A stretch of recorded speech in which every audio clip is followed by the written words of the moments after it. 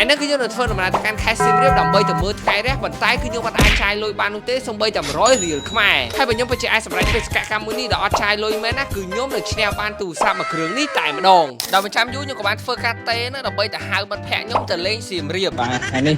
មេមកយកនៅពេលដែលទៅហ្នឹងគឺថាមិត្តភក្តិខ្ញុំអត់ទាន់ដឹងទេថាការដែលខ្ញុំទៅសៀមរាបហ្នឹងគឺខ្ញុំមិនអាចចាយលុយបានសោះហ្មងហើយគាត់ទៅពេលដែលខ្ញុំប្រាប់គាត់ចឹងទៅគឺថាគាត់ក៏បានចិត្តល្អហើយចេញថ្លៃកង់3ឲ្យខ្ញុំតែម្ដងនិយាយទៅគឺមិត្តភក្តិខ្ញុំល្អខ្លាំងមែនតើចាឥឡូវហ្នឹងគឺឡានយឺតប្រហែលជាកន្លះម៉ោងអញ្ចឹងយើងត្រូវចាំឡាន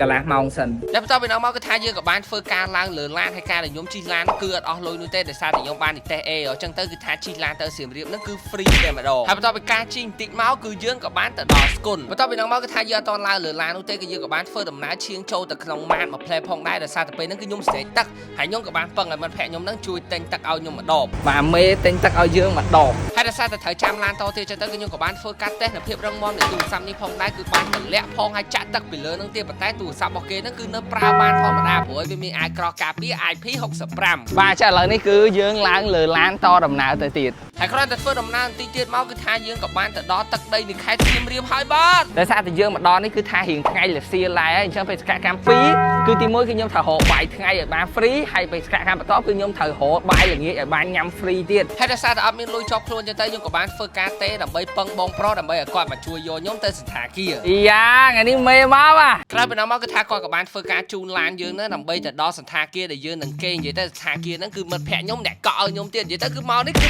free ហើយនៅពេលដែលមកដល់ចឹងគឺថាយើងក៏បានធ្វើការដូរកៅអៅហើយចេញទៅក្រៅវិញដើម្បីទៅរកបាយថ្ងៃ Hello បងប្រុស Hello ថ្ងៃនេះគឺខ្ញុំពឹងបាយដើម្បីយកអាហារញ៉ាំអូខេនៅពេលដែលអូខេអញ្ចឹងគឺថាបងប្រុសទាំងពីរក៏បានធ្វើការនាំពួកយើងនឹងដើម្បីទៅរកកន្លែងបាយថ្ងៃឥឡូវហ្នឹងគឺយើងមកដល់កន្លែងញ៉ាំបាយថ្ងៃហើយបើមកហូបដែលគាត់នឹងភេខ្ញុំថ្ងៃហ្នឹងវិញគឺថាតំណងមែនតើដែលបន្តមកគឺថាខ្ញុំក៏បានធ្វើការខំប្រឹងញ៉ាំខ្លាំងមែនតើដោយសារតែយើងអត់មានលុយជាប់ខ្លួនអញ្ចឹងទៅគឺយើងត្រូវតែញ៉ាំឲ្យច្រើនឲ្យឆាប់ឆ្អែតអ្នកភេបាទទៅគឺមានបងប្រុសម្នាក់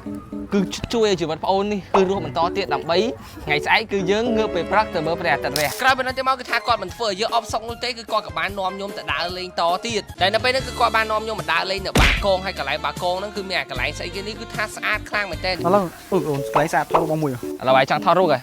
តោះហើយតែសារតែគាត់បានជួយខ្ញុំច្រើនដែរគឺខ្ញុំក៏បានថតរូបមកប៉ោះជូនគាត់អូខេបងនេះរូបស្អាតទេបងស្អាតអូជាប់គាត់បន្តិចតែអត់អីទេបងដោយសារតែ Honor X9C ហ្នឹងគឺគេមាន feature AI មួយដែលអាចលុបឧបករណ៍ឬក៏លុប object ណាមួយចេញអញ្ចឹងខ្ញុំចុច AI eraser ហ្នឹងហើយយើងគូសនៅកន្លែងមនុស្សណាឬក៏ថាឧបករណ៍ដែលយើងចង់លុបចេញអញ្ចឹងមកនេះហើយវាដើរបន្តិចមកគឺប៊ឹងបាត់ស្អាតបរោយ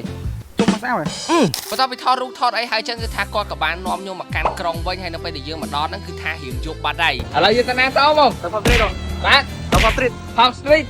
និយាយទៅគឺថាអស់ល្អត្រឹមបងខ្ញុំហើយគឺថាពេលថ្ងៃនាំខ្ញុំដើរលេងហើយពេលយប់នាំខ្ញុំទៅលេង Pop Street ទៀតហើយនៅពេលហ្នឹងគឺថាគាត់ក៏បានធ្វើការនាំពួកយើងទៅរកអាហារពេលល្ងាចផងដែរនិយាយទៅគឺពួកគាត់គឺចិត្តល្អខ្លាំងមែនតើភេតាំងពីថ្ងៃរហូតដល់យប់ហ្មងមុនពេលដែលយើងទៅទស្សនកិច្ចវិញចាឥឡូវហ្នឹងគឺយើងធ្វើដំណើរទៅផ្ទះដើម្បីគេងហើយទុកកន្លងថ្ងៃស្អែកគឺទៅមើលព្រះអាទិត្យរះហើយដោយសារតែមេឃគឺថាកាន់តែយប់ដែរគឺពួកយើងក៏បានចូលគេងព្រឹកស្អែកឡើងភ្លាមគឺថាមកប្រហែលជា7:05គឺពួកយើងក៏បានធ្វើការងើបហើយបញ្ញាហ្នឹងដើម្បីទៅមើលព្រះអាទិត្យរះគឺម៉ោង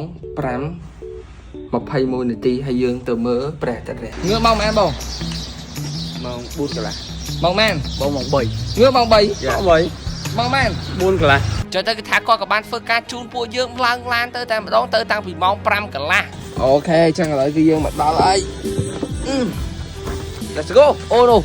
ឃើញពន្លឺព្រះអាទិត្យបន្តិចហើយនៅពេលដែលខ្ញុំដឹងថាគឺខ្ញុំបានមកដល់តាន់ម៉ោងតាន់ពេលវេលាចឹងទៅគឺធ្វើឲ្យខ្ញុំសប្បាយចិត្តខ្លាំងមែនទែនហើយបន្ទាប់ពីការចាំអស់រយៈពេលប្រហែលជា10នាទីជាងគឺថាមេឃក៏ចាប់ផ្ដើមភ្លឺហើយព្រះអាទិត្យក៏បានរះឡើងអញ្ចឹងបេសកកម្មមួយនេះគឺជោគជ័យហើយខ្ញុំក៏បានឈ្នះបានទូរស័ព្ទមួយគ្រឿងនេះដៃ2